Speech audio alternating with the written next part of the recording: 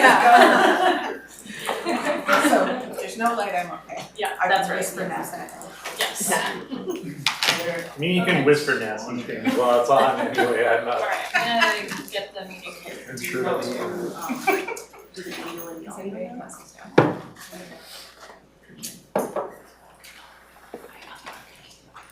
Okay, good afternoon, everyone. I'd like to call this meeting of the Advisory Committee on Accessibility and Inclusiveness for Wednesday, July 10th to order. I don't think your mic is on. Oh, you got green light. If you hit it enough times, you get a green light. Really? Yeah. Okay. It's all looking the The same. instructions were really difficult. Try like pushing down and holding it like. We've got another one here, Michael.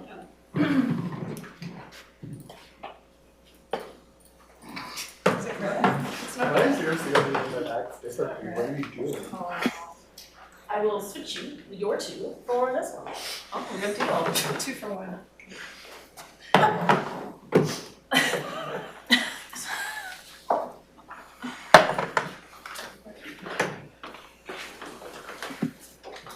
All right.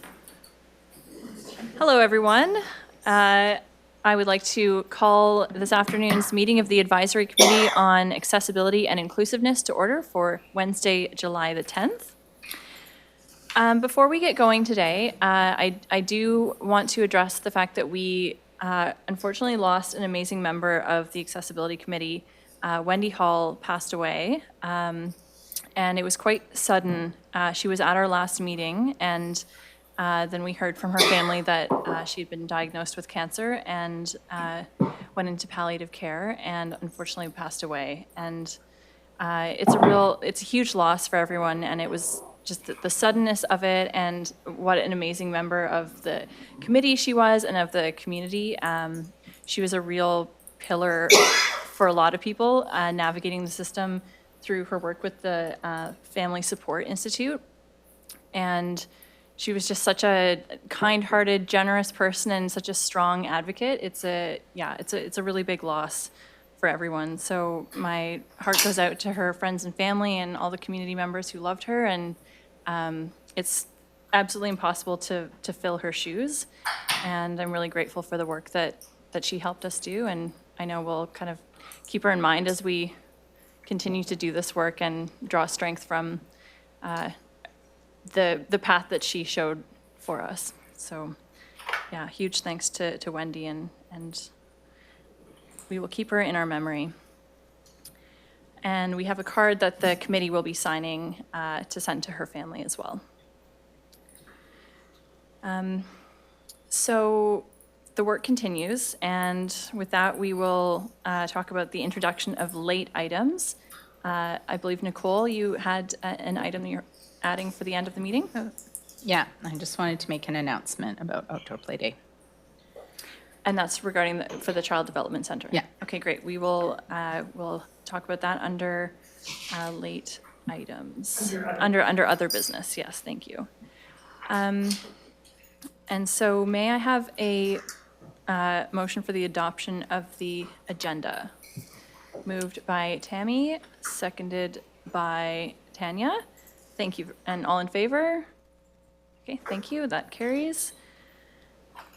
We have one set of minutes to adopt from our meeting on May the 8th. Does anyone have any amendments to those minutes? No? Okay, so a motion for the adoption of those minutes. Moved by Nicole, seconded by Sean. All in favor?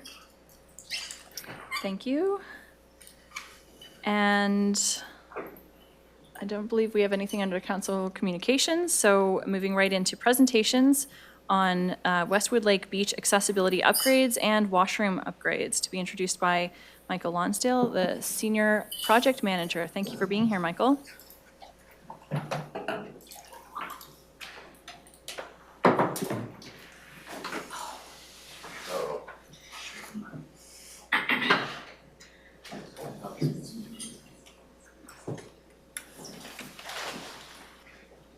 You're in good company now. And if you couldn't tell, we have some fancy new microphones. We're just figuring out the bells and whistles and The green light stories. Is that one working? There you go. There we we go. got it. You got to think on your feet sometimes. Thank you very much for the kind introduction. My name is Michael Lonsdale. I'm the city's senior project manager, and I've had the pleasure of working with numerous folks, both from your committee and staff here in the city, and some of the consultants that we have here today on the Westwood Lake Park upgrades project. This is the second phase of work that's happening up at Westwood Lake Park. You may recall some of the upgrades that have happened in the past year and a bit with the new parking lot that's been installed. So the space just between that parking lot and the lake and the beach is our new focus. We've been before the committee earlier in the design process to get feedback from the committee about what it is that is important to integrate into this project to make it a success for our entire community. And we're back now that we are ready to submit for building permit, just to let you know what we've been able to integrate in, what we've been able to achieve, and in areas where we've had challenges, what we've done to mitigate those challenges along the way. We've tried very hard to take that feedback to heart and to work it into our design from the very beginning. Of course, we can't accomplish absolutely everything that we want to do within the space that we have and the funds that we have available and the timelines that we've got, but I'm really proud of the work that our group has done so far, and I hope that you're able to see the value in it and be as excited as we are for these upcoming upgrades to the park. As I said, we are getting ready to submit for the building permit on this, so that we're at a pretty mature stage of the project. And right now I have Kelsey joining us here, who is our project manager on the consultant side, and she's a landscape architect. And online we have Jesse joining us, who is our architect, to talk about the plans for this space and all the work that we've done. And the presentation's been organized within the Rick Hansen Foundation's Accessibility Certification Program format, which is something that we've integrated in through the design process and has helped guide some of those decisions we've made. So again, thank you all very much for having us here again today. It's great to come back to the committee, and I'm going to turn things over to Kelsey to do the presentation, and I'm not going to touch the microphone so that it keeps working.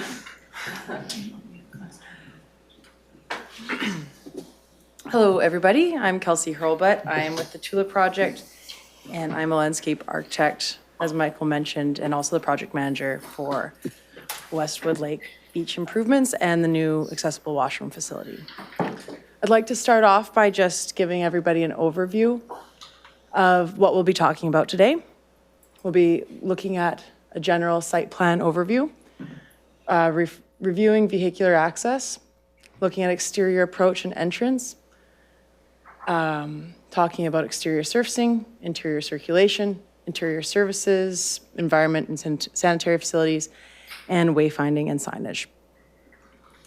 So to orient ourselves a little bit, I'd like to show you the conceptual site plan. This hasn't changed much as we have moved into detailed design, just been looking to refine it a little bit.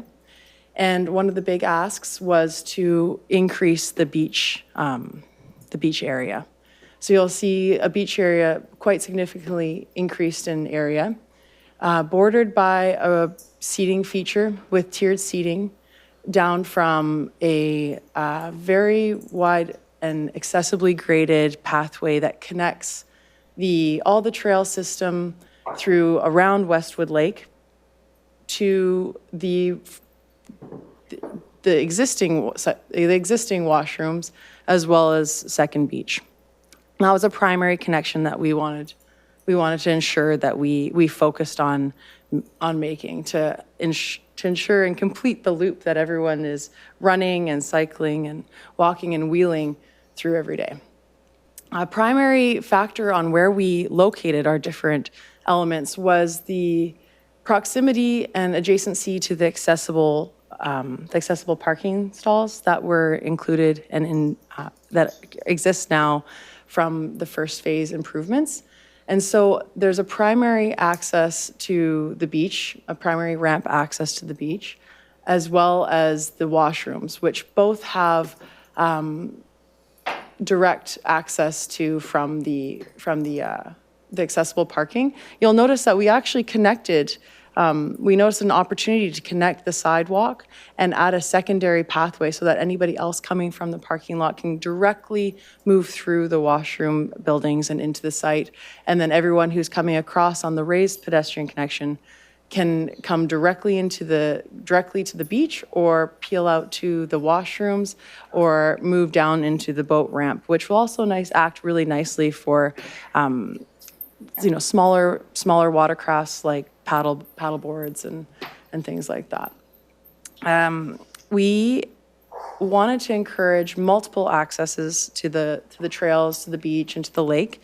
And so we have done that not only within this scope of work, but also planning in our second phase of, well, this is technically the second phase, in the third and fourth phases of work once funding becomes available. But we are looking at those transition areas to make sure that we are not boxing ourselves into a corner with design in this first phase. So we did do a high-level conceptual site circulation plan that this particular area that we are now moving through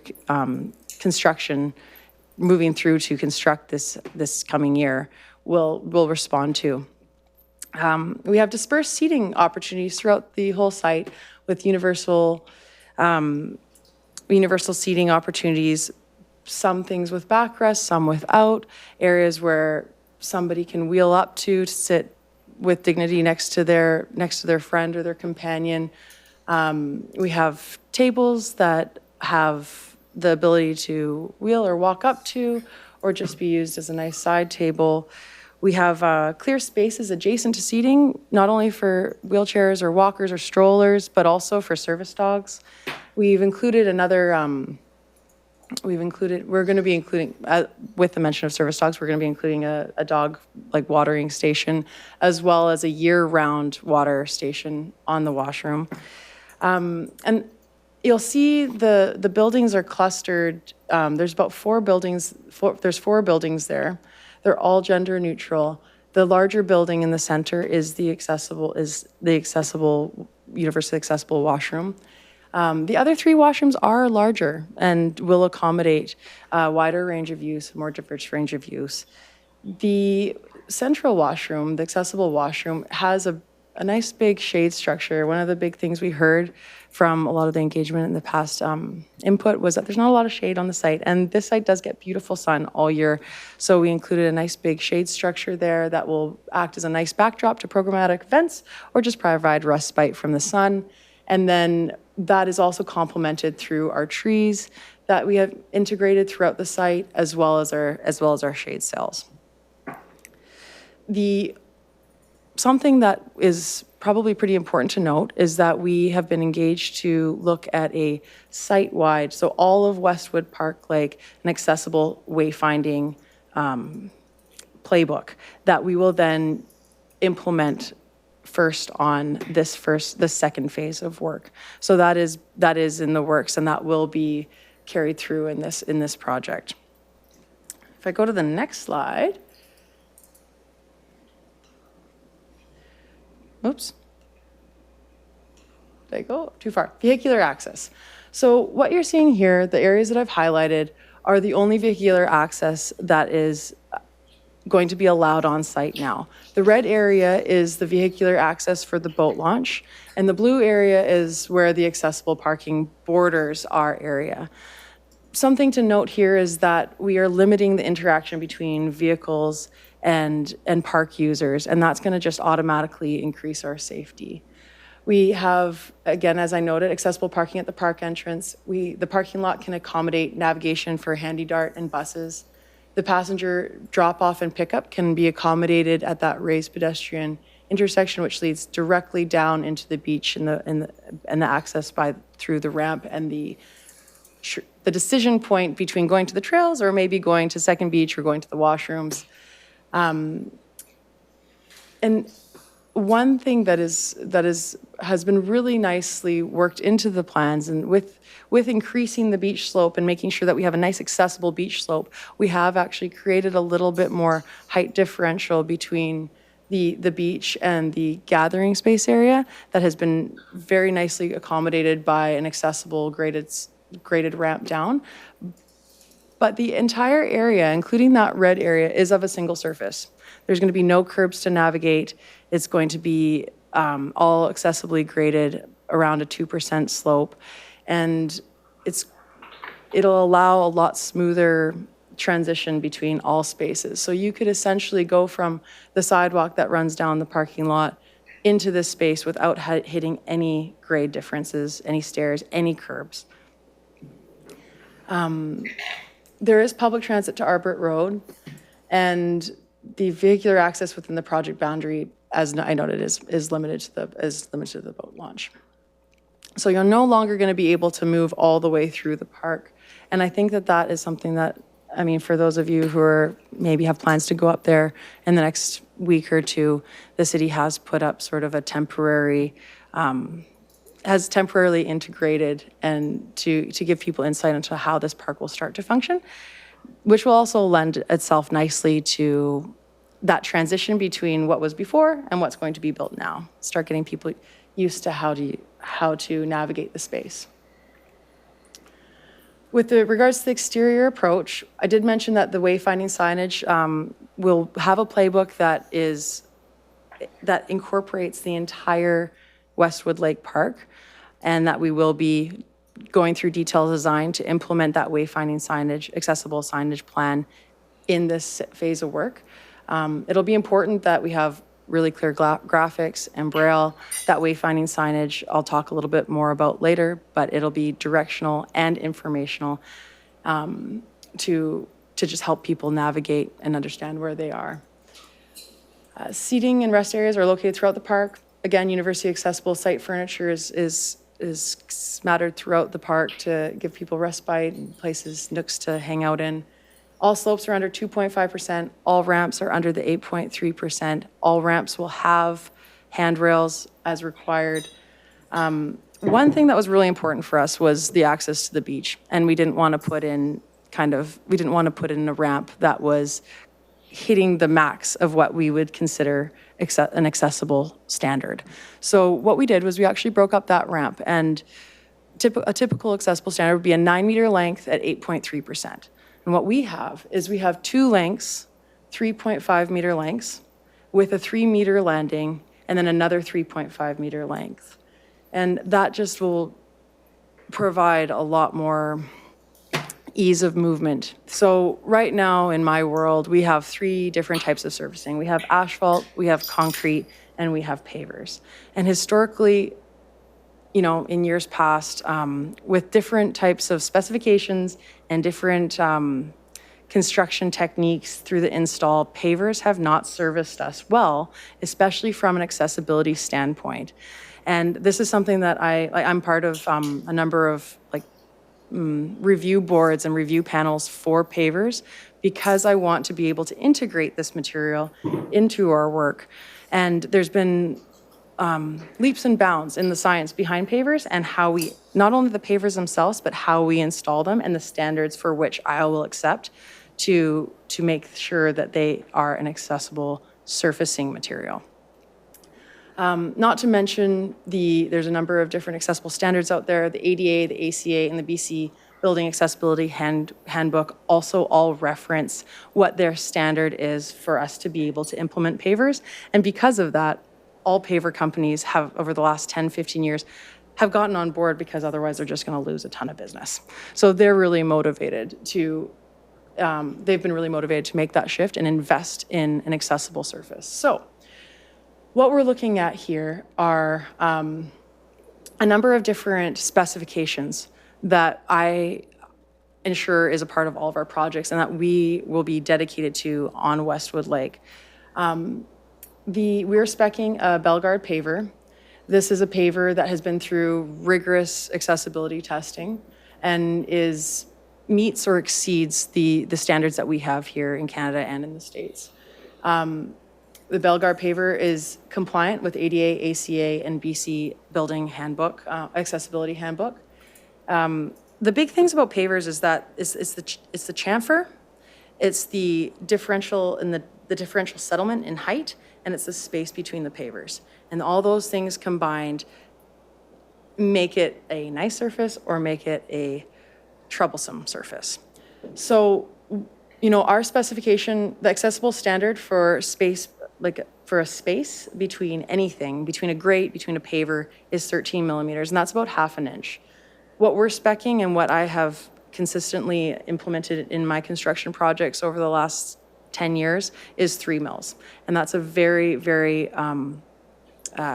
attainable standard that I hold to, and we make people rip it out and put it back in if they're not hitting that 3 mil standard. The second thing is the change in the height.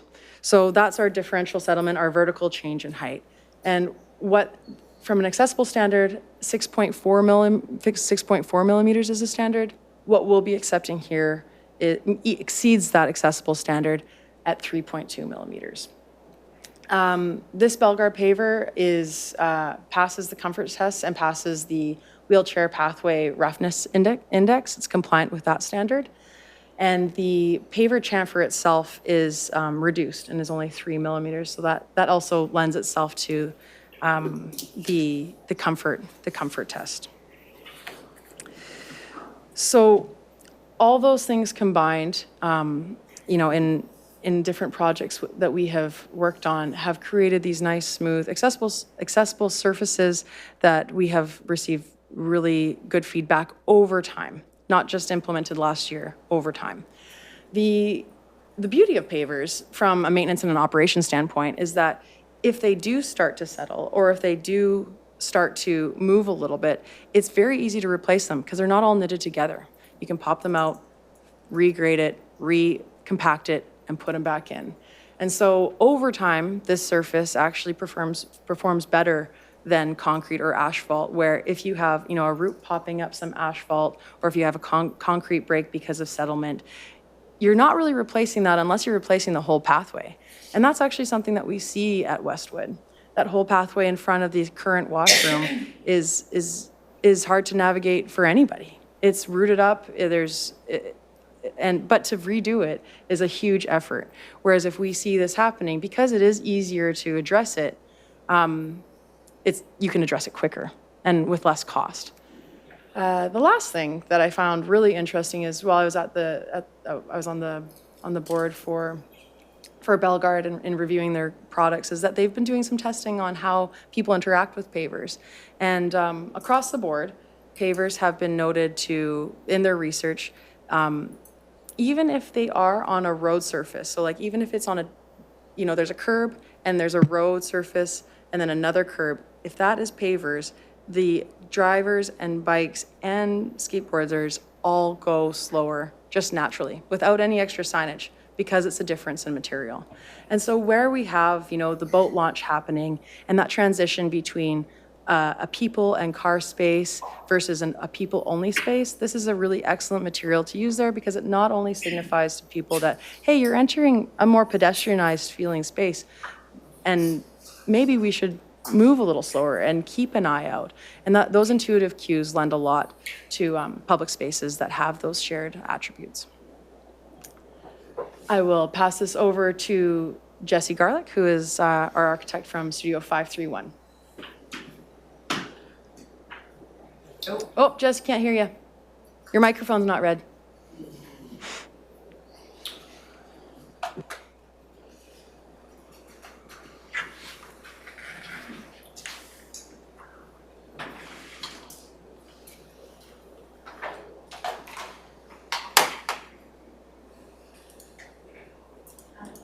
One sec. Somebody can hear him. Can you try that again? Ask him to speak again. Jesse, can you speak again? Jocelyn can hear him. And so everyone can hear except it's not coming into this room. Oh, yeah. So looking at our IT manager over here. So we're just gonna give it a sec because we can't hear you in the room, but people on Zoom can hear you, so. I think I noticed that when we're speaking into the mics, we're supposed to be able to hear it through those speakers. I don't hear anything.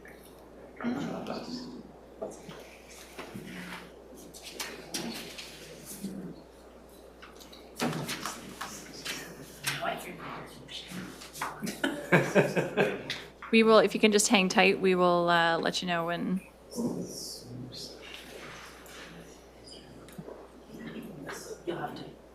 Can you move your mouse like it's during the presentation? I just, because my surgery is chairs, so just don't worry if I go stand there. I'm not bad. Echo canceling. Speakerphone. Could we ask him to try again? Hey, Jesse, do you want to try talking again? He can't hear you.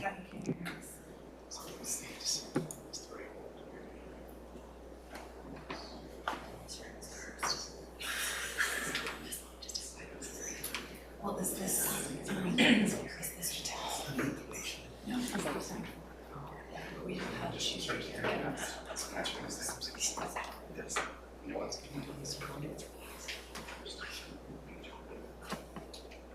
Could we ask him just to try again for a second? Jesse, are you there? Try again. Oh, yeah, you're there. I wonder if we could hear anyone else that's at home. They can hear each other. Jocelyn. They can hear us and each other, we just can't hear them.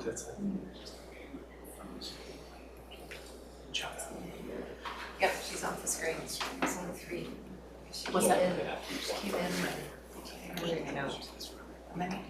There's a lot of total. We have a quorum. We're close. We were close up until about 2 minutes before. So I can do it on my phone. Often have to do on my phone with the speaker on my phone. I realize that's just not ideal at all.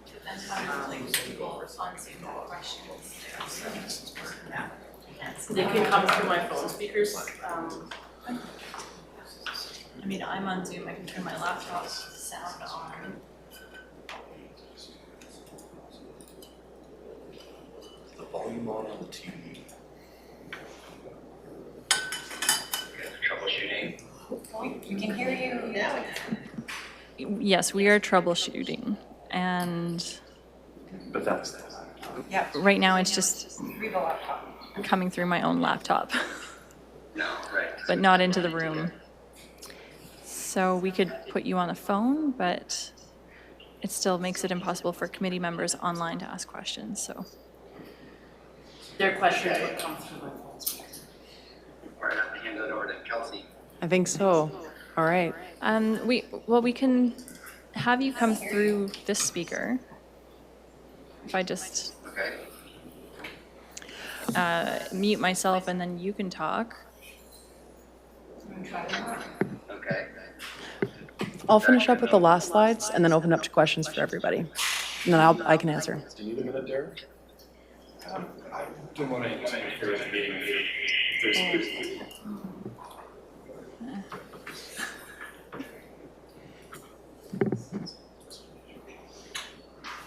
I mean,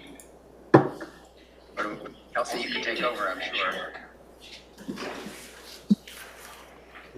Yep, I'm happy to take over. So either. Talk.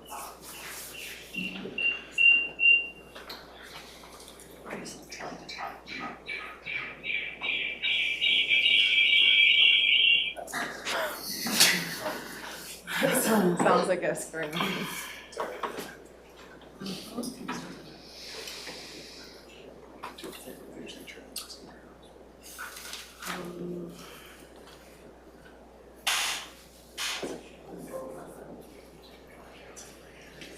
But we do need it to work for the next consult as well, so.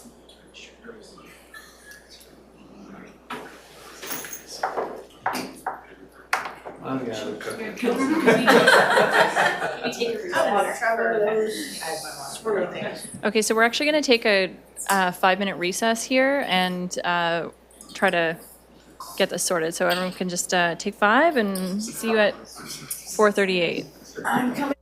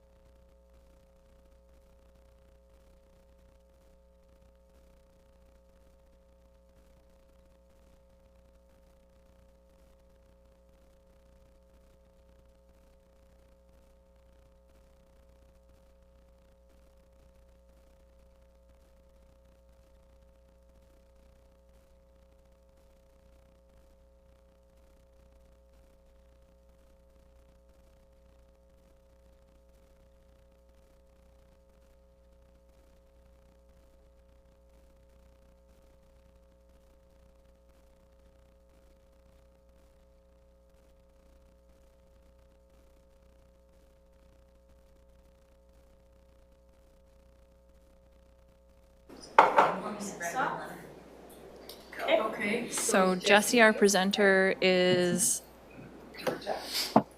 back with us. I am. Can you hear me now? Okay. Yay. So we'll let you get into it, and acknowledging that that did take up a bit of time. So Yep. I thank won't you. be too long. And there's room for questions at the end, I believe, right? Okay. So thanks, everyone. Again, I'm Jesse Garlick, principal with Studio 531 Architects, and have had the pleasure to work with Tula Projects and Michael and his team to on this really exciting project. As Kelsey described, our approach for the design of the universal and gender inclusive washrooms was to make the project as inclusive and accessible as possible. And it's planned importantly for use both during the day and the evenings, summers, and winters. On this slide here, you can see one of the topics that Kelsey mentioned was areas of respite. The buildings are clustered against the trees and kind of tucked back against the forest to make room for the beach area. And then in between these washrooms, which are really kind of designed as a little pavilion, we've introduced seating throughout, knowing that, of course, someone with a caregiver, a parent and a child needs places to wait and rest while someone accesses the washrooms. So for Rick Hansen, we've called this interior circulation, although in this case, there is no interior circulation. The hallways are actually outside, and Kelsey covered how accessibility has been handled from the plaza level. As you approach each one of these, the washroom, which I will explain in more detail in the next slides, we've got a power-operated door for the universal washroom, complete with electronic locks and push-button controls. So that's really important. The seating and rest areas that are incorporated, low slope, zero to no threshold transitions into all of the rooms. Importantly, is visual contrast to each of the door entrances, and this rendering doesn't have our signage and wayfinding layer on yet. By the time this went to release to you guys, we haven't designed that fully, but each one of these doors, in addition to a color contrasting frame, will also include color contrasting graphic signage for the use. In this case would be a change and toilet symbol, as well as tactile and raised signage plaque that would conform with CSA 165-651.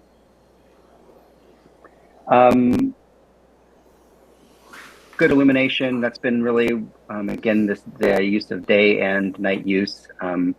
We've been used to illumination so each individual doorway is well illuminated, the accessible pathways are well illuminated, but we also did that in a conscious way, knowing that this is a dark sky project and trying not to over illuminate the project. So it was a kind of a key balance.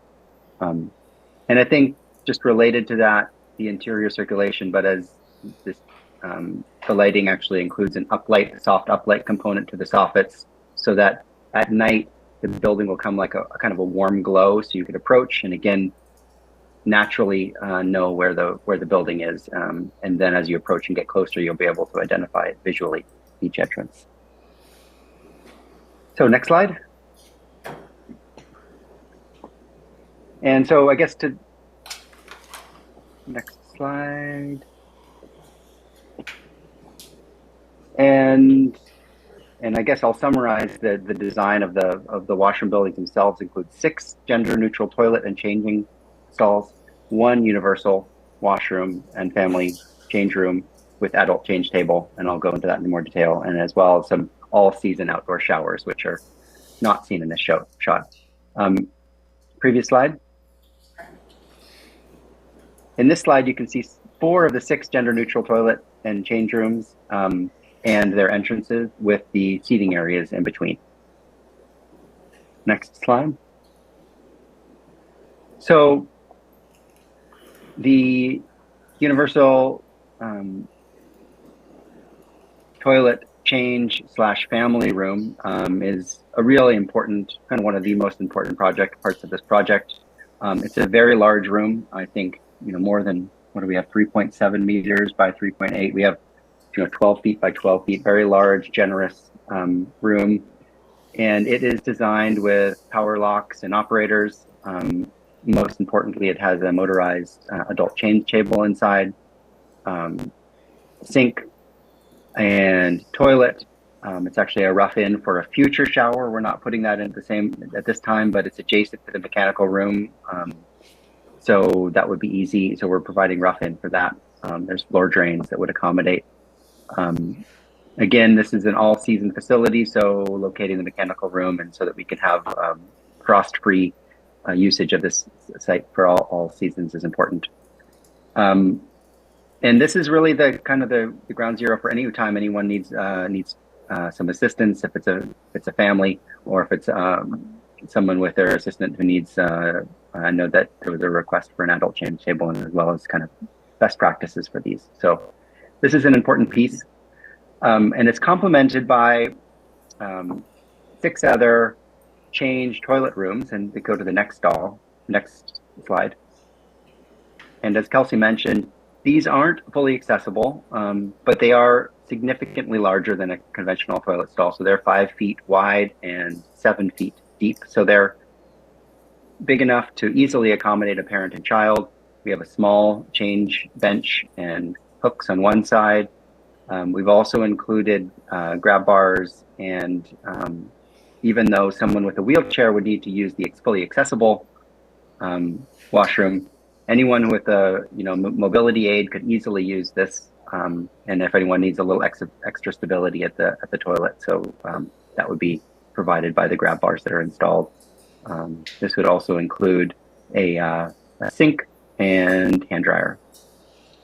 And again, through the detailing, we expect kind of to manage that threshold very carefully, so that there's a very little transition between the paver surface and the outside into each washroom. I think that's it. And then other points on here. So yeah, I think part of this, as opposed to the conventional non-gendered, the gendered specific stalls where you had metal partitions, these provide full walls, full acoustics separation from each individual. That's important to support kind of acoustically sensitive and neurodiverse users. We know that there's a lot of sensitivity when you have a shared acoustic environment. So all of these toilet rooms will have complete acoustic separation. Kelsey mentioned, and it was in a rendering, and that we also have a locker system that has lockers at accessible heights that are, there was a view of that in the previous slide. So next is wayfinding and signage. The graphic environment of these projects is super important, and we will use kind of a universal graphic design signage program for next to each individual room. You'll see a sign very similar to what we've got in the upper right that will include graphic signage, raised tactile lettering, as well as Braille. And we'll use those same kind of international graphic standards, likely in formatting to be determined yet, but in front of, actually on the door as well. So that there's a accessible heights sign next to the individual use as well. And that can be designed to really, so when you're at the beach, you can still see what the function of the room is from afar. And, we've got some signage that is using some kind of universal graphic components as you approach from the parking lot. And then as Kelsey described, and I'll let her finish this slide out, is that this is also planning to integrate into kind of a larger, essentially kind of pilot project for incorporating kind of accessible signage throughout the park. So Kelsey, I'll pass that over to you. Great, thanks, Jesse. I believe we've touched on this through the whole presentation, and the only real thing that we need to probably cover is that the signage will meet accessible and universal standards. It will be intended to have the same feel for the signage throughout the park, no matter what use it is for, whether it's for the washrooms, whether that's for the trail, whether that's for the information sign that you come to look at to get a sense of where you are and orient yourself in the space, and that all this signage will be gender neutral, have tactile and braille components, high contrast, international symbols, and will have QR codes that help inform or relate back to different other ways to access information. The City of Westwood Park website will be updated to provide wayfinding information so that people will be able to advance plan as well. And with that, I'd like to open it up to any questions. Thanks very much for having us. Does anyone have any questions? Sean? Yeah, well, the accessible washroom, is it big enough to support someone bringing in a mobile lift? Like I know for some individuals, the change station is good, but I think, particularly when caregivers are working with individuals, back strain and muscle strain and repetitive strain injuries are a constant source of risk for people who are trying to support people in moving from their chairs to other places they need to go. So is it large enough to accommodate a lift? I mean, was that part of the design process to assume that some people might need to have a lift in that space? I can respond to that. There was discussion of to incorporate a lift or not. And we decided not to incorporate a built-in lift into this project. And I guess that could be further considered. Certainly the roof structure could easily handle it. But if I'm not an expert in the mobile lift design, but from other projects, I think this room is significant in size, 12 feet by 12 feet. So there are large clearances to have easily something that would fit through a doorway and to be a kind of a hydraulic or maybe a battery powered assist. I would think that would be able to be accommodated.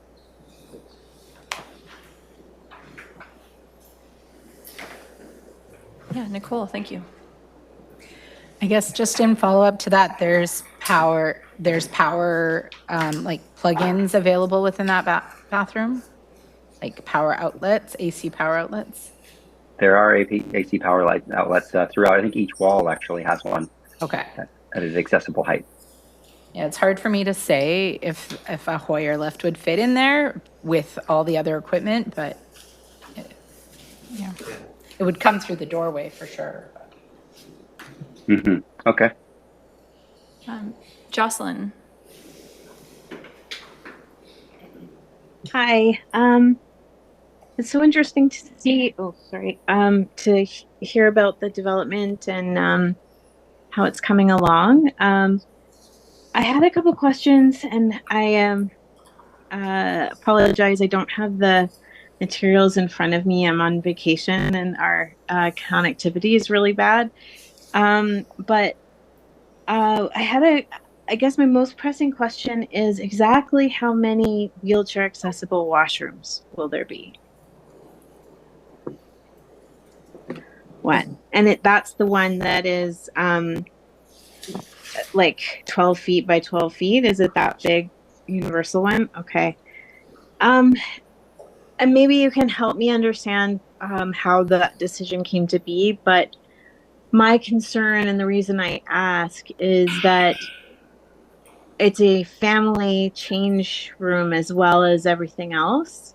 So one family would come, and any wheelchair users in the park, which gets a ton of traffic in the summer, would have no bathroom. And I truly love the idea of the gender neutral washroom stalls, the other ones being a little bigger. And I think some folks with very small mobility devices or like smaller wheelchairs might be okay. But that really concerns me that we are taking it from a situation with no accessible washrooms to one where there's intermittent accessible washrooms.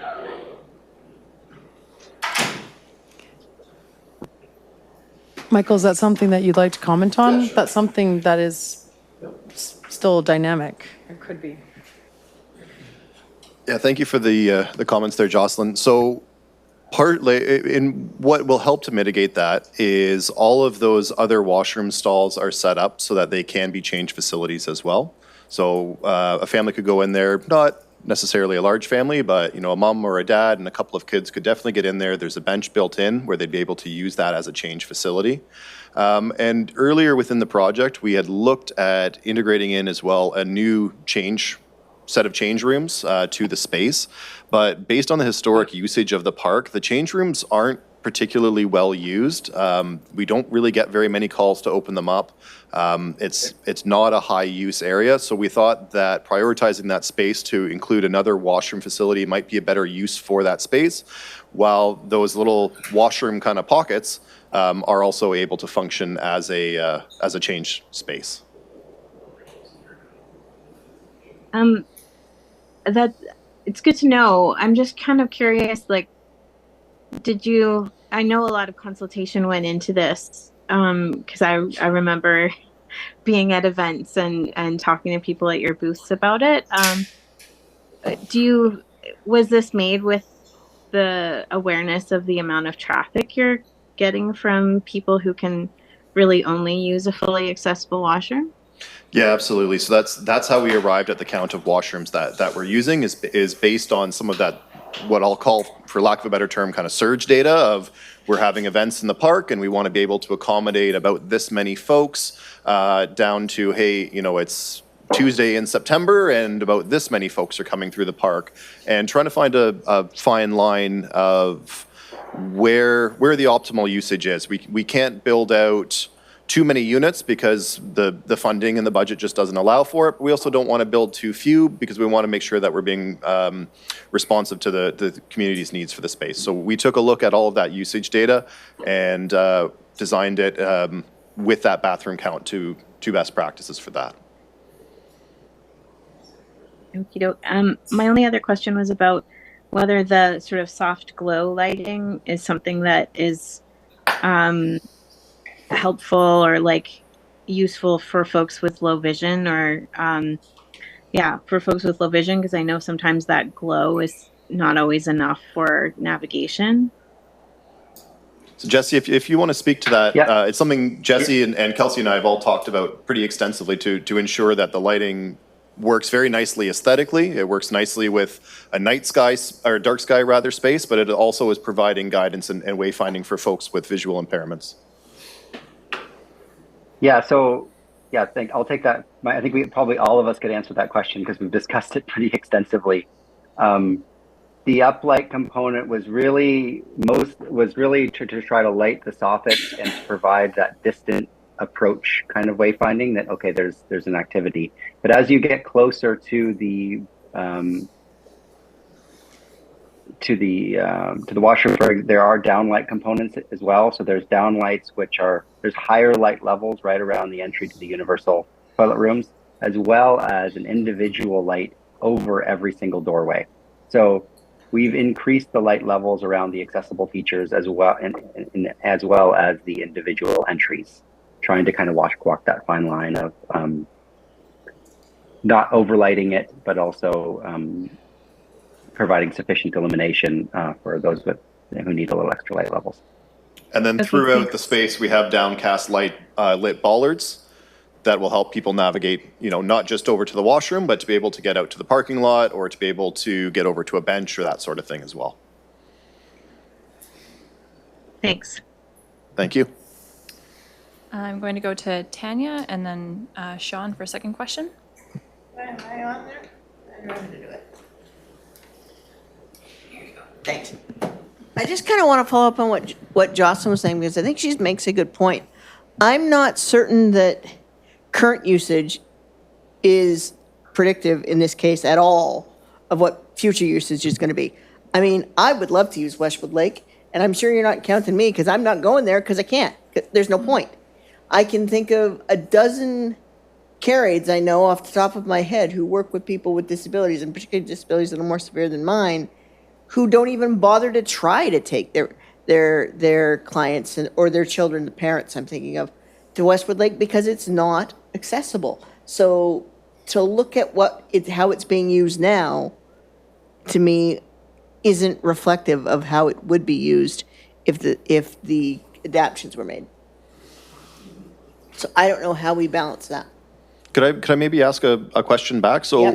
is what I was kind of hearing, or what I was thinking Jocelyn was kind of getting at there, was that, again, for lack of a better term, kind of double usage of that accessible room as also a primary family change room. Yeah. Is that, part of the concern, that maybe splitting off those two uses and diverging them to provide dedicated change space and a more specifically dedicated accessible and universal washroom, I would think so. that might help kind of massage those numbers out in folks' minds? I think so, yeah. Okay, thank Yeah. you. Yeah, I appreciate that feedback.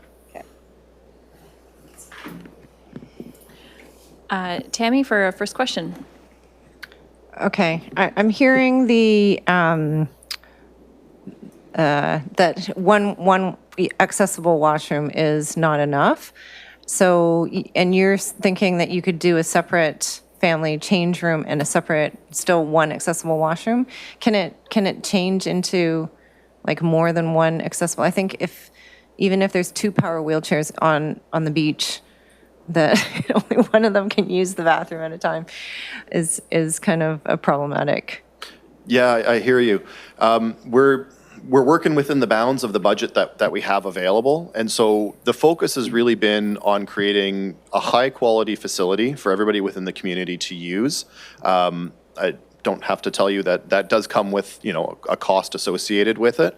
I think it would be, just off the top of my head, I think it might be more immediately attainable to split out that usage between, we've got a dedicated change facility and we have a more specifically dedicated universal washroom and accessible washroom, which would also, again, still be supplemented by all of those individual washroom units that we have that have, markings that those are change spaces. They have a bench so that it's a good change space for folks to use as well. At this point, I don't think that our budget would be able to cover changing out one of those, 2-unit kind of pods, let's call it, into a single accessible space. And then we would also be losing that volume that we need for the number of toilets, the number of fixtures that we need for the park, for that day-to-day usage.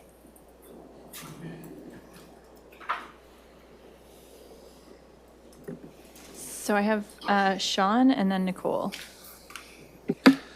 Yeah, I was just trying to get clarity around, because when Jocelyn had asked the question about the accessible washroom, what I was hearing was that some of the other washrooms could be reconfigured and have change tables. And maybe in the moment I took that to mean that those washrooms could be wheelchair accessible, but it sounds like they can't. There's only one. No, however we look at it, there's 6 washrooms total, and one of them is wheelchair accessible. Is that the math of it? We've got 6 not meeting strict accessible code washrooms. Yes. They're larger than the minimum size that the building code and guidelines would allow for. So, for example, my father uses a walker. He'd be able to get in there with a walker pretty well, but at times he also uses a wheelchair, and I think he might have a bit of a challenge getting in there with the wheelchair. Then we have that other facility that is the accessible washroom. In there, he'd be able to use that facility with his wheelchair without challenge, with a very large space to be able to navigate in there. And so I assume there's been a differential in the cost around taking these washrooms that are accessible to someone with a mobility aid, and what is the size difference? Like, what is because I don't know in terms of architecture or design or cost into making it, just because it sounds like a lot of the stuff is there. There are bars there, and there are a variety of accessible things in these washrooms. So, and I don't know enough about this, but is it really just about the size of the space to make it accessible to someone with a wheelchair? Maybe one of the architects or you could answer that question. And that is part of it, is we would need to increase the footprint within that space. Outfitting it with, each one of those units having a lifting change table and that sort of thing would get extremely expensive quite quickly, as well as expanding the size of each of those individual units. We've only got so much space to work with within the footprint where we're going, and the cost per square meter the cost is going to get larger as the square meters of building increases. Yeah, no, I understand that, but it's not all not all wheelchair accessible washrooms have lifting change tables in them. Like there are many accessible washroom spaces that are just larger, so they accommodate a wheelchair. So that's, I guess, the question that I'm asking is like, not to say that we need 6 fully 100% accessible washrooms with change tables, but sort of what does accessibility look like in the context of having, because many stalls and many washrooms are just accessible. So I guess I don't have clarity on that part of it. Nicole. Do you want me to speak to the space piece at all, Michael? Yes, please. Yeah, so just to take one of those stalls from, it's about 5 feet clear inside to be because we're using CSA 651 in terms of our guidance for compliance. So you would need to add approximately 3 feet of width from 5 to 8 feet to increase them to be code compliant accessible washroom. That's not including adult change table, as you mentioned, but just in terms of the clearances for a side transfer and such in that space. So not quite twice the size. I mean, you could easily take 2 stalls and replace it with one universal toilet room. That would be there. I'll leave it at that.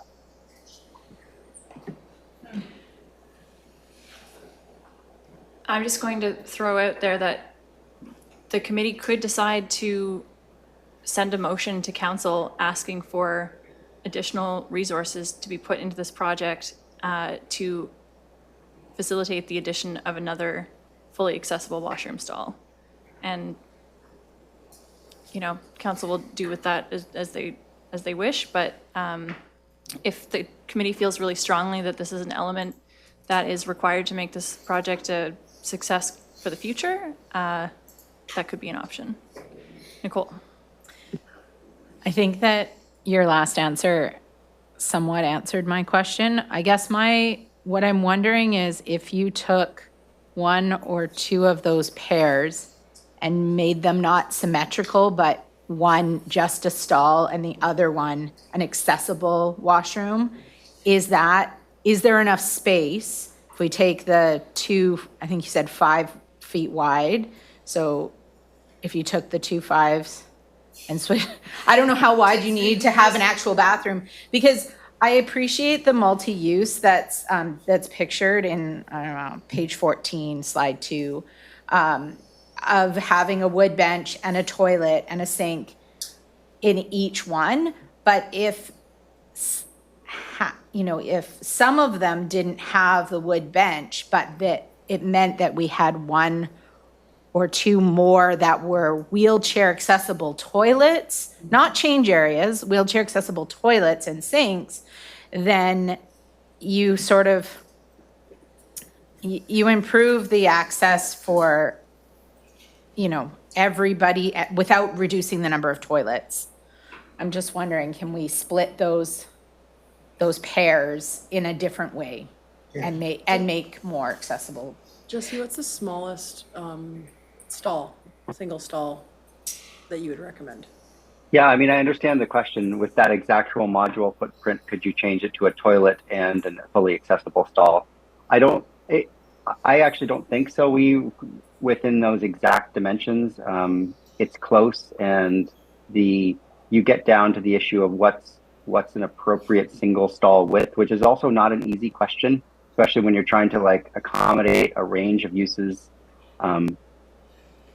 The old practice was you could make, a 3 foot wide stall, and actually some of them are even smaller than that, which we really don't want to design for anymore. So I think that simply just making one a toilet, and it wouldn't fit with best practices, universal toilet room and a stall within the same footprint. There's not enough space, but it's certainly a strategy that could be looked at.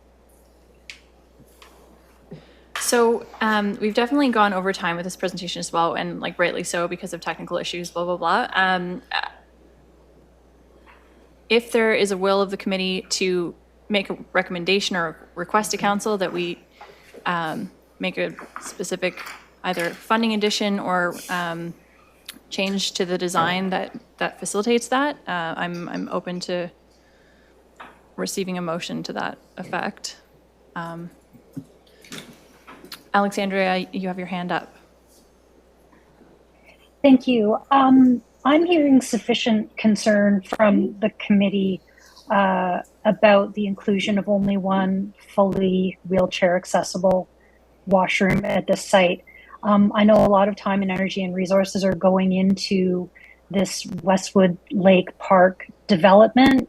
We're working really hard to do it right. We're taking many things into consideration.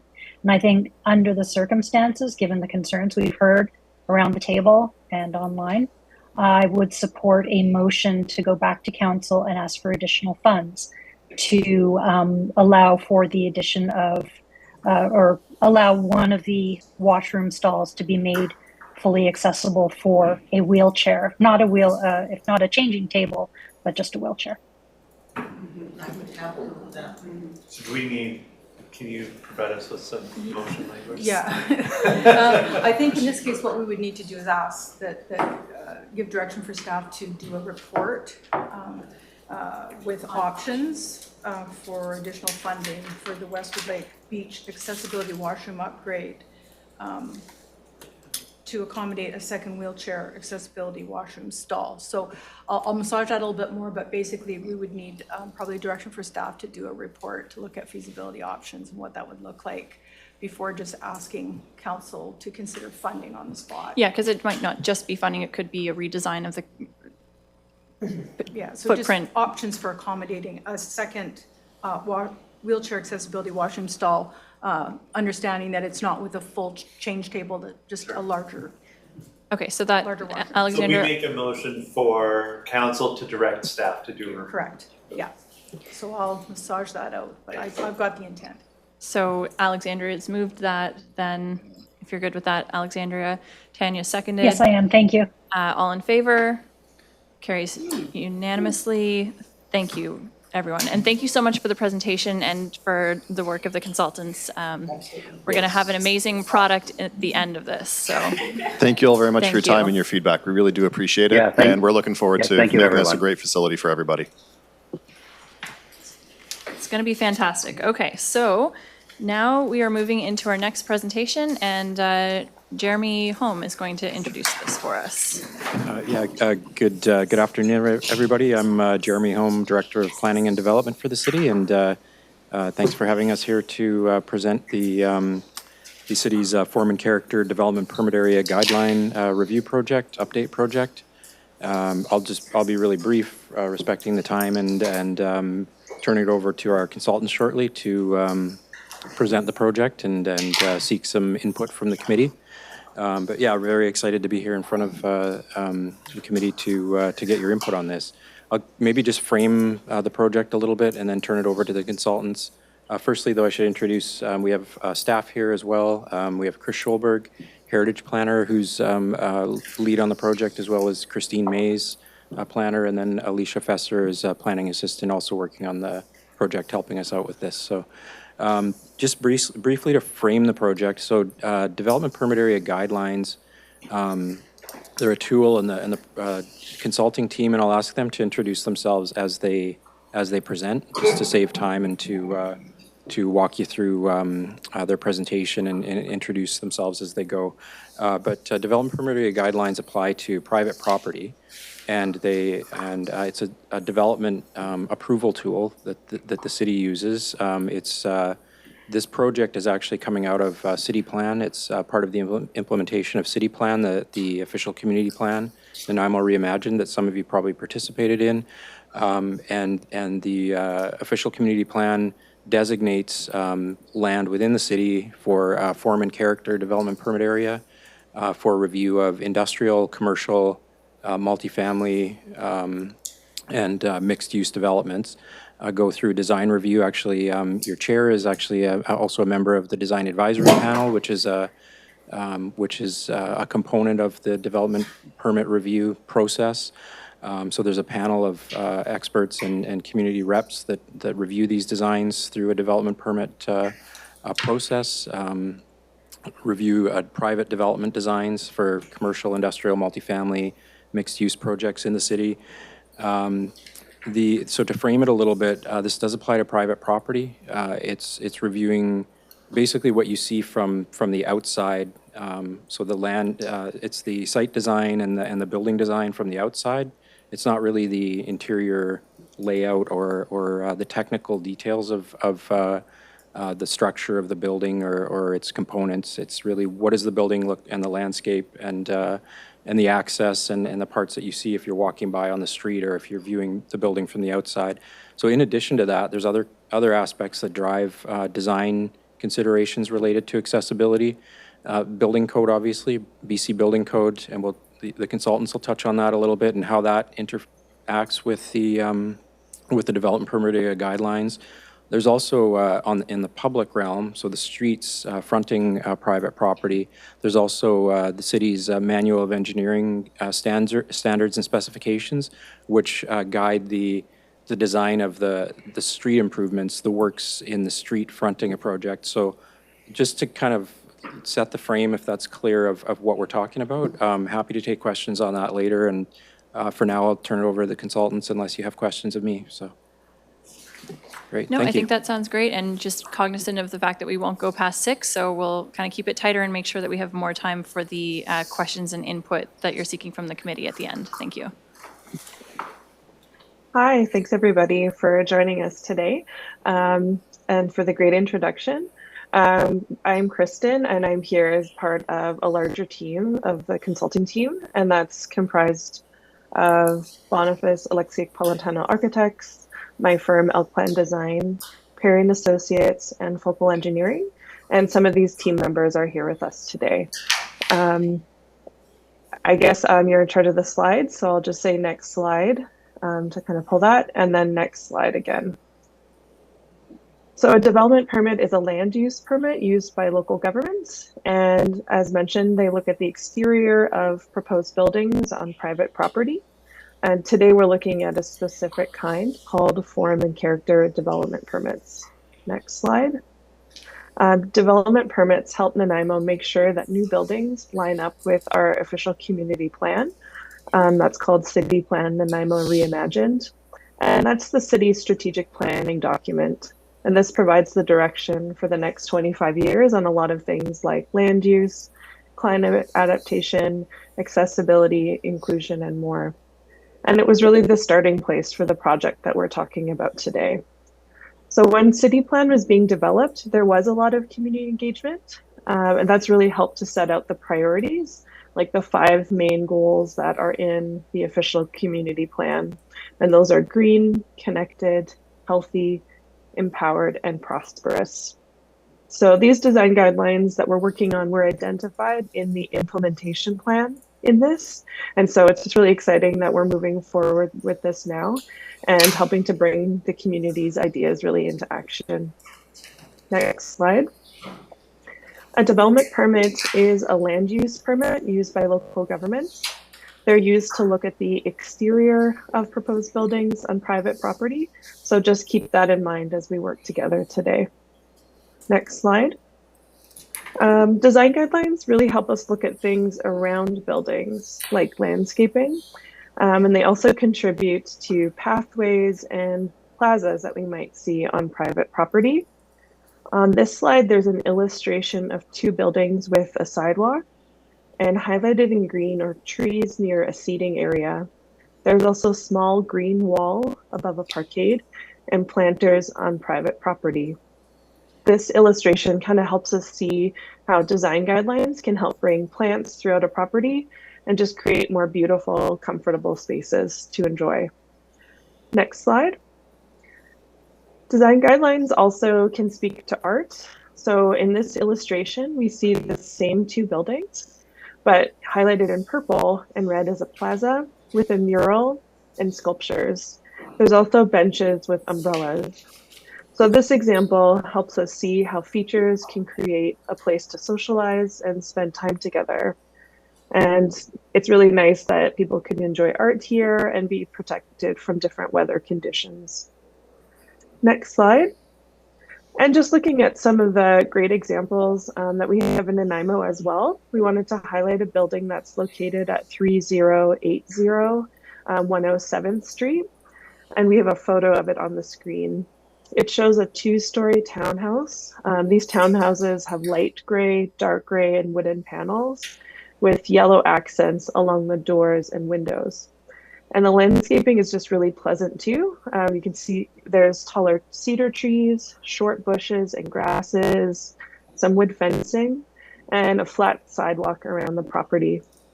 The townhouses have really spacious second floor balconies and a mix of flat and peaked roofs. One other building we thought we'd bring to the discussion is 1800 Dufferin Crescent. The photo that we have of the building is showing the outside of a cafe, and it's part of a larger grocery store. There are entrance doors with a flat paved area in front of the cafe and outdoor tables and chairs. There's a wooden canopy with glass panels that give weather protection and some hanging baskets and plants that add just to the quality of the space.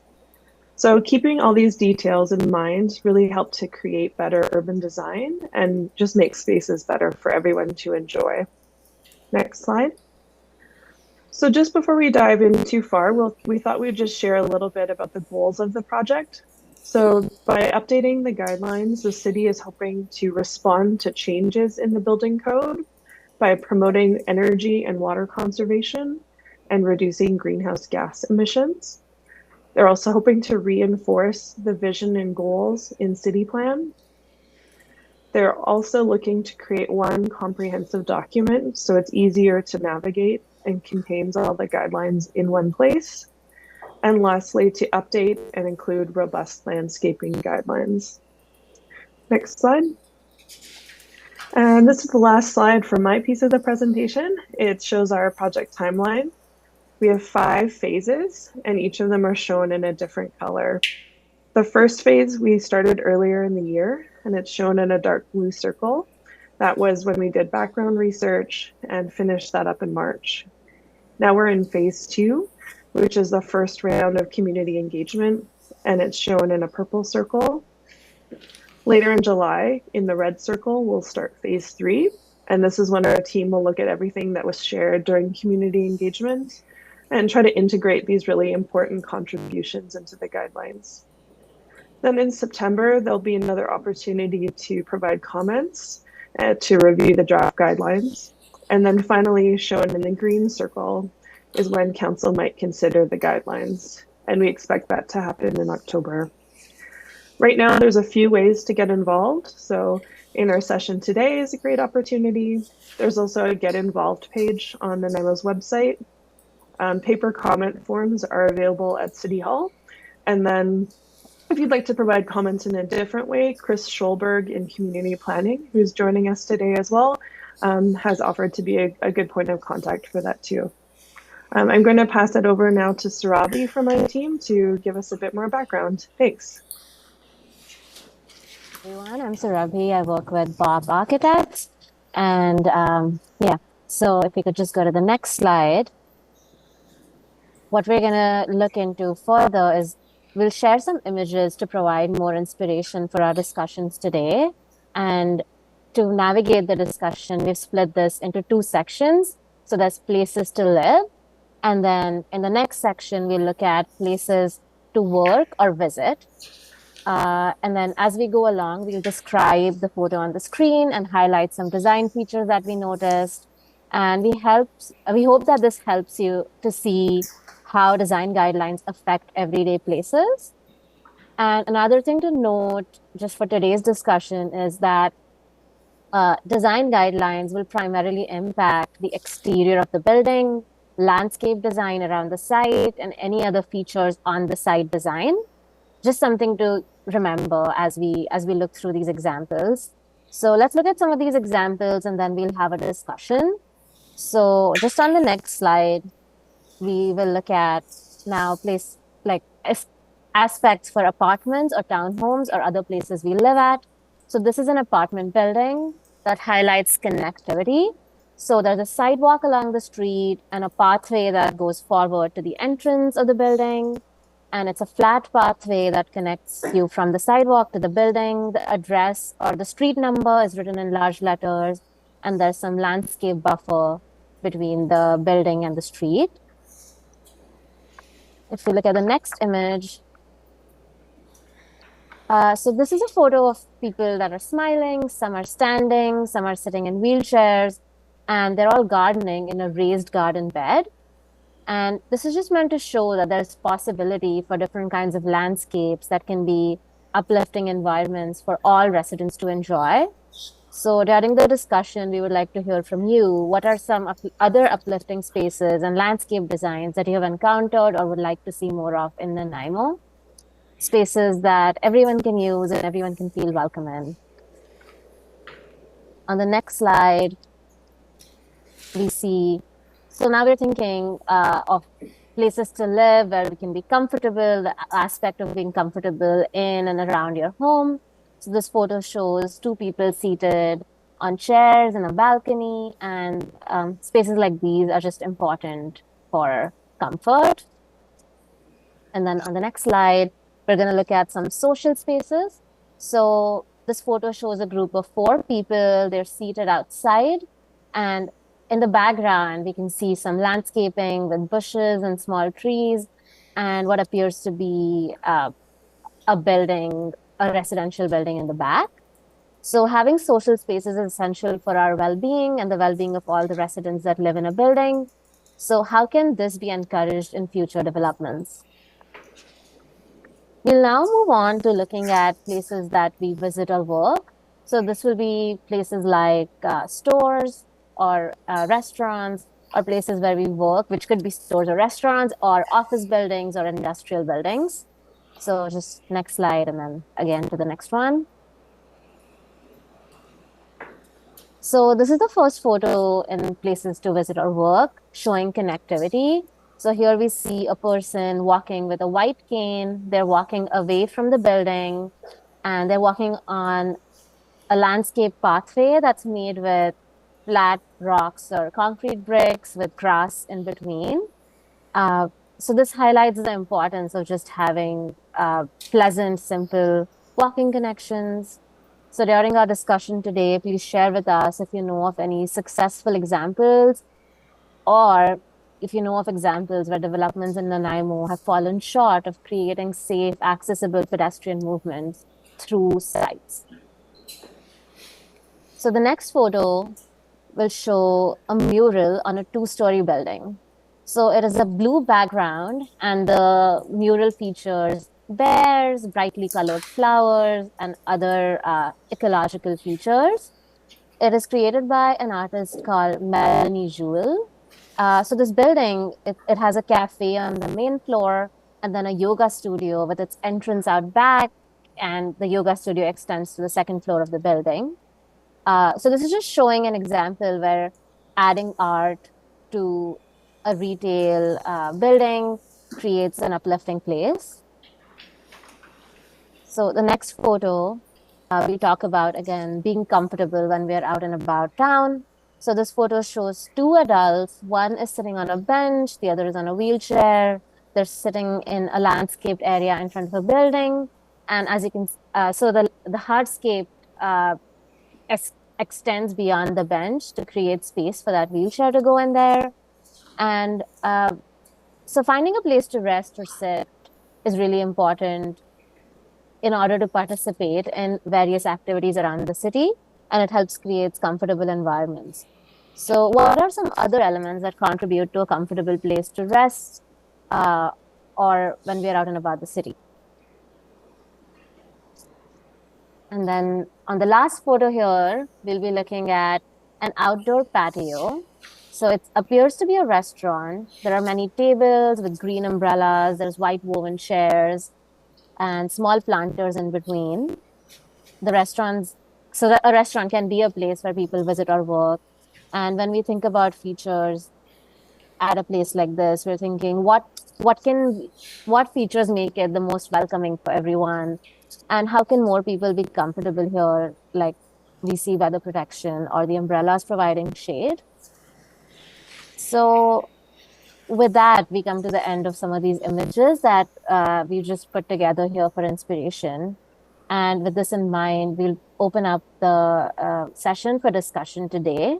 We have 2 questions to spark some conversations, and we also have Kristen, who will be creating an illustration as we chat to make a visual notation or documenting the discussion visually, and we'll share that at the end as well. So our first question is, let's think about townhomes and apartments. So that's places to live that are accessible and inclusive. So what features around these homes have a big impact on people's experience? And then in the next question, we'll pose a similar question about places like stores, restaurants, offices, and industrial buildings. And we think about what's needed outside or around these buildings so they are accessible to everyone. Okay, I'm going to start with Nicole and then Sean. Okay, thank you. I think these are a few of the things that I see around our community with the current design guidelines, I guess, and it's mostly related to the landscaping. So what are started as small trees on boulevards and the front lawns of places people live or of businesses eventually grow into large trees that root up the sidewalks, heaving the sidewalks that then create tripping hazards and accessibility issues for people walking or people using mobility aids. Same thing with shrubbery and the branches of overhanging landscaping. When they're planted very close to the sidewalk or the access points to a building, and they're not maintained, they grow into and we have very little recourse as a community to require that homeowners or business owners trim those things back. So this causes sightline issues as well as narrowing pathways so people can't go. And the last thing is leaving space for cleared snow. In Nanaimo, in the newer parts of Nanaimo, some places there are boulevards where the snow cleared from the roads lands, not on the sidewalk, but in many places it is not. And then also when people are expected to clear their sidewalks, because of landscaping right up against the sidewalk, often they do not clear the snow off the sidewalk, again creating. And with the overhanging branches, I should have said, it's also, in addition to physically narrowing where people can move through, it becomes for people with visual impairments, they could be using a cane and not see the branch that's at eye level or just above eye level and cause injury. So I love the idea of landscaping, and I know that the greenery and that's a big part of this, but greenery grows and it has created problems already in our community. Thank you, Nicole. I'm going to go to Sean and then Tanya. Yeah, so I'll speak first to the design considerations and the landscaping for townhomes and stuff like that. And one of the things that I know is in the city plan, because I was part of drafting it, was around edible landscaping. And the value of that, one, because it is generally more manageable, like you're not going to, like it's less hazards, they don't get as big. Two, just in terms of making spaces that are more accessible and welcoming and create a sense of community, anything that has access to spaces where participants or people that live there can participate in the growing and nurturing of those things. We know food insecurity is a huge issue and it's already hard enough for people to manage to find places to live. And so what we can do is we can encourage some self-sustainability within those spaces by creating some edible landscaping opportunities. And I think one of the things that was really striking about those photos, and this might refer to townhouses as well as business and residential, so I'll speak to it about both, and something that we don't really have in Nanaimo is sufficient setbacks for accessibility. So everything that we build tends to be built pretty close to the road. So even like you can't put a patio in most places, or you can't put anything outside a building because then it makes those spaces inaccessible. So we have kind of standard sidewalk widths.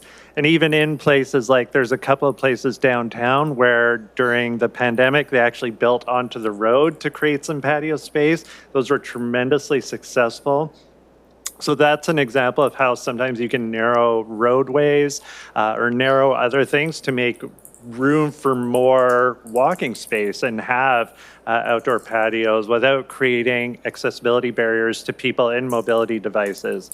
There are places like the Modern Cafe who has a patio, but that creates kind of a weird little space to move through. So sometimes people try it, but I think having like encouraging people to have more setbacks so that you have really wide built sidewalks so that you can have tables and stuff like that without, you know, worrying about falling onto the road would be a really important consideration in creating spaces that people want to sit and gather for me. Thank you, Sean. To Tanya. Thank you. I guess I agree with both of what Nicole and Sean said. Nicole mentioned my one issue that always drives me crazy, snow. And I find myself asking the question, I've always wondered, does the city have any authority to tell businesses, parking lots, that they're not allowed to leave their snow in the disabled parking spots? And frankly, the city of Nanaimo does it at Bevan Park. Yeah. So that is my big frustration in terms of design and landscaping, you know? Okay, I think there's a good comment and one to follow up on for sure. Yeah, thank you. Sarah. Hi there. I'm actually fortunate enough to live in a new building here in Nanaimo. I live at 2020 Estevan Road, which has Brecon United Church on the ground floor. She's a beautiful building, and I love her very, very much. I also use mobility aids. I struggle with stairs. And one of the constant challenges that I find with my building, and it's one of the only things I would change because overall our building is extremely accessible, is when you come out the front door of our building, if you go left, it's fully wheelchair accessible. If you go right, you can only exit the entire area by going up sets of stairs. There's 2 different staircases. And so I guess my comment would be that it would be nice to have that option to go either direction, like able-bodied people do when I'm leaving my apartment building. And it's beautifully landscaped. We have beautiful plants, but it's just those stairs are a constant source of worry for me. Yeah, so that's my comment. Thank you so much, Sarah. So I don't see anyone on Zoom with a question. Tammy, you look like you're ready to jump in with something. Well, I live up near Lost Lake Road, and we don't have sidewalks. And there's often like deer that actually like jut out kind of thing and are jumping onto the road. It's very dangerous for kids to walk along, like they're walking over to walking to school. So that would be my comment.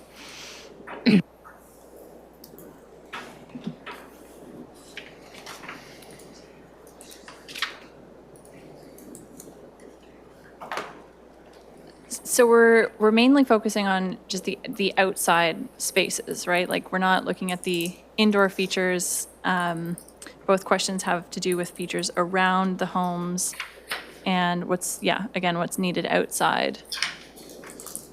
And on private property. And on private property, you said? Yeah. Okay. Mm-hmm.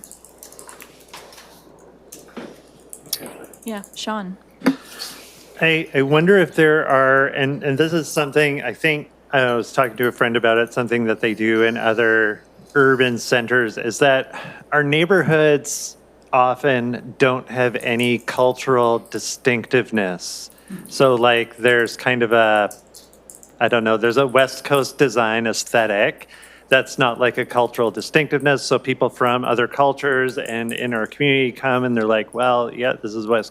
So I just wonder about creating opportunities, and this is more about inclusion than accessibility, but creating opportunities for some, encouraging some cultural distinction within different neighborhoods in our community, so that people can feel like they identify with different parts of the city in different ways.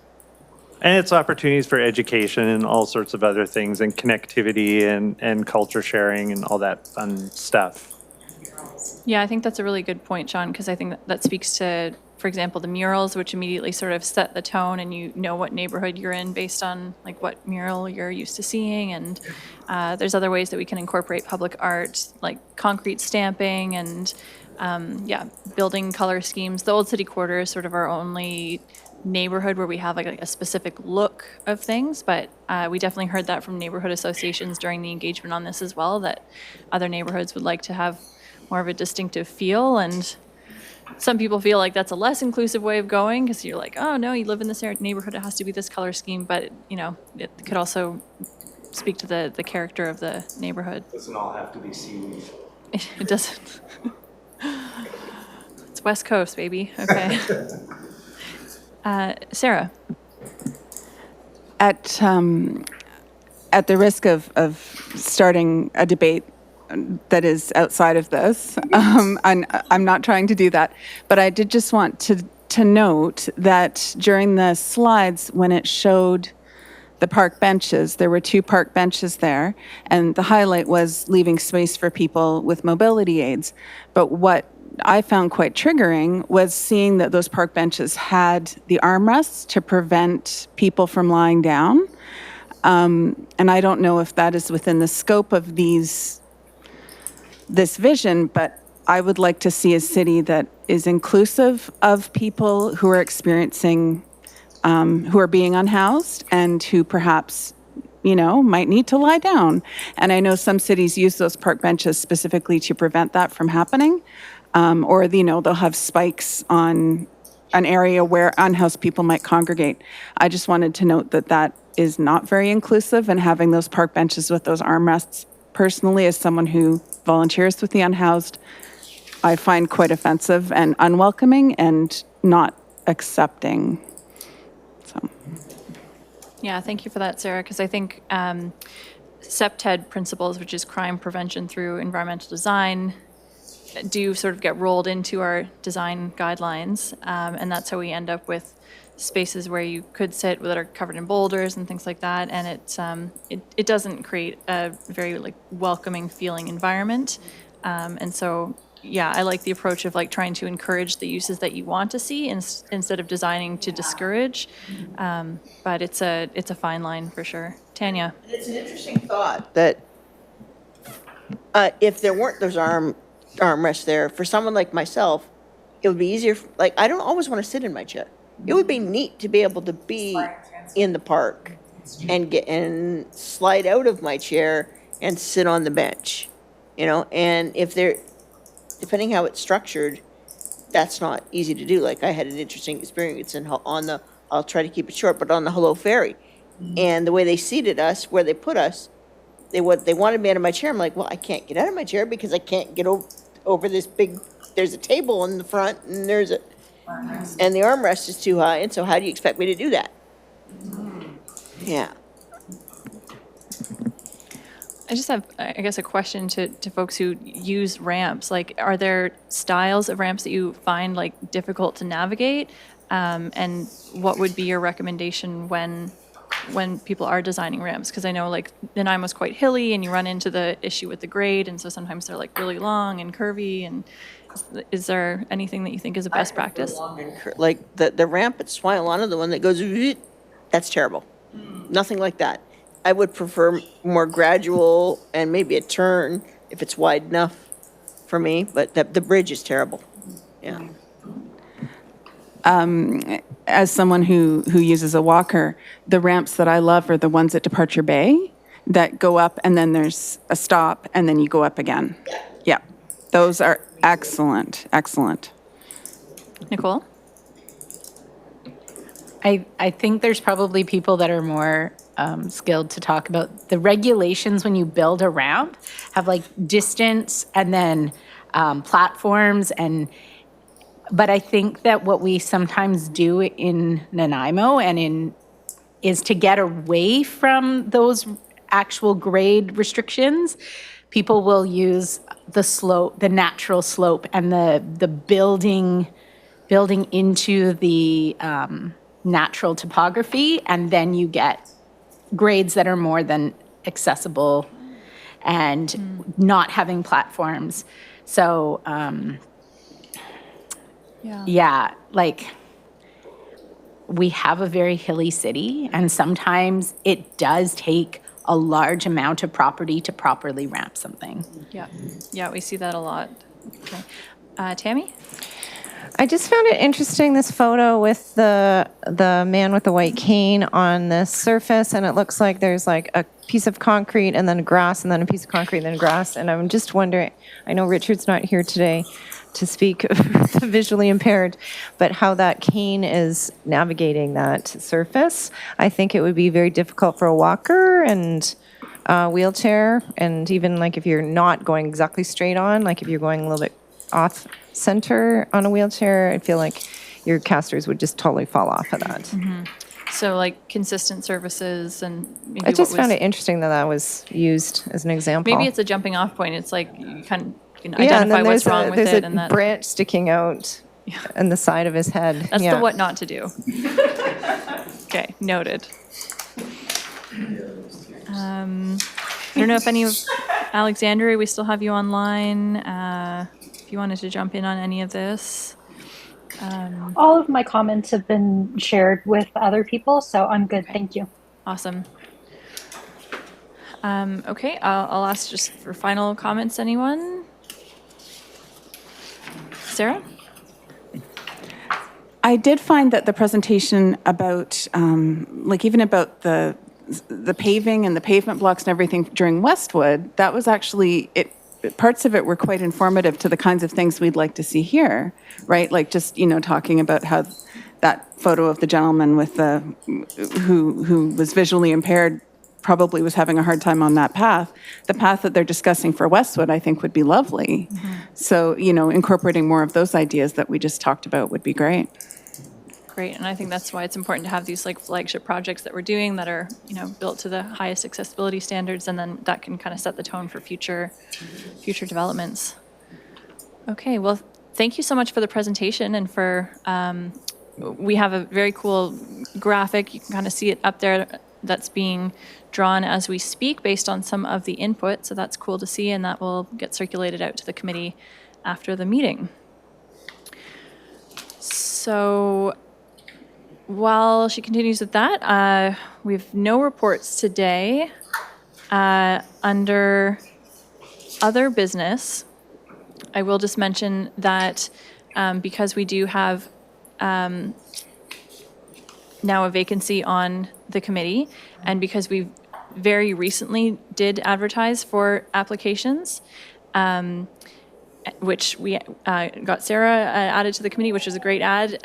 We also had a lot of other excellent candidates. So with Legislative Services and myself, I decided that we're not going to go out and re-advertise. We're just going to invite everyone who applied last time to let us know if they're interested in applying and use that pool of existing candidates. Under other business as well, Nicole had a brief announcement that you wanted to share. Yeah, I just wanted to invite staff and committee members. The outdoor play day at Westwood is on August 19th. It's a Monday, probably at Second Beach. It's usually, there's going to be some adaptive kayaks, some trail riders, bikes,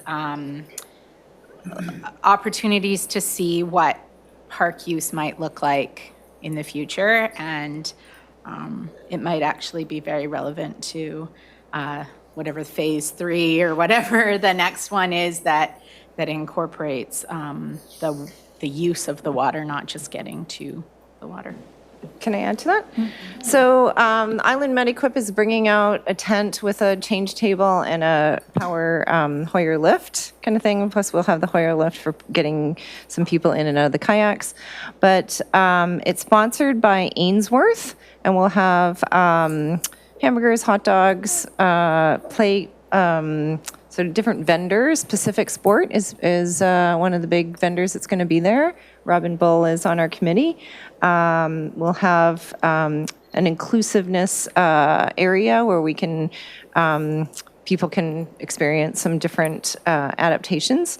And we're also going to incorporate the F words for childhood disability, which are family, fun, function, friends, and future. So that's all going to be highlighted at this outdoor play day. Yeah. And hit the date and time again for me once more. It's Monday, August 19th from 9:30 to 3 at Westwood Lake Second Beach. Yeah. I just wanted to confirm, is it free of charge for people to attend? Yeah. And where is it? Is it being promoted on social media? Probably on the Child Development Center. So Nanaimo Child Development Center? Yes. Just because. On Facebook. On Facebook, okay. Just because my organization, we've got a significant reach now, and I could promote a graphic if I have one. Actually, that one doesn't have our sponsor on it, so I have another one I can just I'll give you my email. card with my email. I can email We will it to the connect committee. about all of Okay. this stuff, and it'll be on social media soon. Okay. Thank you. Perfect. Great. To that group email? To forward to the committee? Yeah, and we'll get it sent to the committee. Thank you for that, Tammy. Thanks. Okay. And we have question period, but I don't believe we have any questions from members of the public today. And so that brings us to adjournment. So if I could have a motion to adjourn, moved by Sean, seconded by Tanya. All in favor? Yay. Okay, unanimous. Thank you, everyone, and thank you to the consultants and staff for being here today. Thanks for having us. Thanks, everyone. It's really awesome that she drew that so fast. Right, Like, did you just I like? didn't have even that realize so that was happening. Who was drawing it? One of the consultants, yeah. And they did one for a meeting. Okay. So